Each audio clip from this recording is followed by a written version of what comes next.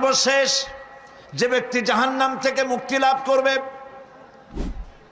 তাকে আল্লাহ পাক বলবেন, ফেরেশতাদেরকে বলবেন, ও আমার ফেরেশতারা, আমার এই বান্দাকে জান্নাত এবং জাহান্নামের মাঝখানে রেখে দাও।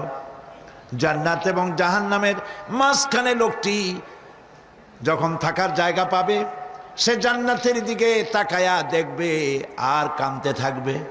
আল্লাহ পাক জিজ্ঞেস করবেন, বান্দারে, যুগের পর যুগ ধরে জাহান্নামে কেঁদেছ, আমি রব্বুল আলামিন জাহান্নাম মাফ করে দিয়া জান্নাত জাহান্নামের মাঝখানে রেখে দিয়েছি, আযাব থেকে তো বেঁচে গেছো, এখন কান্দো কেন? লোকটি বলবে, রব্বুল আলামিন কান্দি এই কারণে, জাহান্নাম থেকে মাফ করেছো, তোমার শুকরিয়া আদায় করি। জান্নাত তো আমার কপালে নাই, কিসমতে নাই, কিন্তু জান্নাত আমি এখান থেকে দেখতে পাচ্ছি, জান্নাতের সুঘ্রাণ আমার নাকে আসতেছে, কপালে নাই যাওয়ার।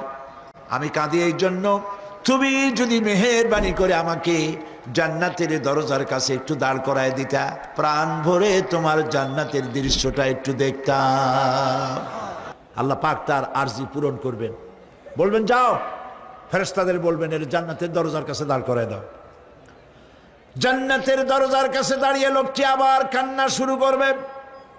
আল্লাহ পাক প্রশ্ন করবেন, এবার কান্দো কেন? লোকটি বলবে, রব্বুল আলামিন কান্দি এই কারণে, জান্নাতের এই দরজায় দাঁড়ায়া জান্নাতের অফুরন্ত নেয়ামত কিছুই ভালো করে দেখা যায় না, শুধু অল্প জায়গা দেখি। যদি তুমি আমারে দয়া করে জান্নাতের মাঝখানে দাঁড় করায় দিতা, চতুর্দিকে তাকায়া তাকায়া দেখা কলিজারে ঠান্ডা বানাইতাম। তবে আমি ওয়াদা করি, জান্নাতের কোনো নাজ নেয়ামত, কোনো ফল আমি খাবো না, ধরবো না, সইব না। একটুখানি মেহেরবানি করে মাঝখানে দাঁড় করাইয়া দাও, জান্নারে ঠান্ডা করি। আল্লাহ রব্বুল আলামিন ফেরেশতাদের বলবেন, আমার এই বান্দারে জান্নাতের মাঝখানে দাঁড় করাইয়া দে।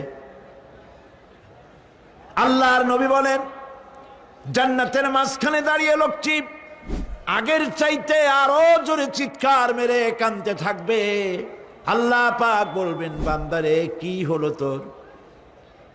দরজার কাছে আসতে চাইছিলে, আইনা দিলাম। এবার মাঝখানে আসতে চাইছো, তাও এনে দিয়েছি, আবার কান্দো কেন? লোকটি বলবে, রব্বুল আলামিন এবার কান্দি এই জন্যে, তুমি যখন দয়া করে একটিবার জান্নাতের মাঝখানে এনে আমাকে দাঁড় করায় দিয়েছ, তুমি রহমান রহিম গফুরুর রহিম, এই জান্নাত থেকে আবার আর বাইর করে দিও না। আল্লাহ রাব্বুল আলামিন বলবেন, ও আমার বান্দারে, আমার এই জান্নাত তোর খুব